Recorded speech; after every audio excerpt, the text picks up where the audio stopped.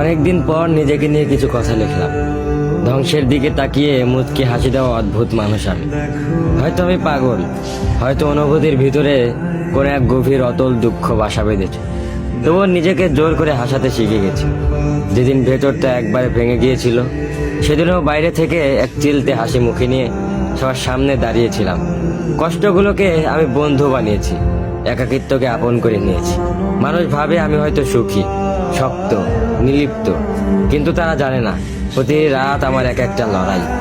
নিজেকে নিজেই বুঝিয়ে রাখি তুই ভালো আছিস, অথচ আমি জানি আমি ভালো নেই।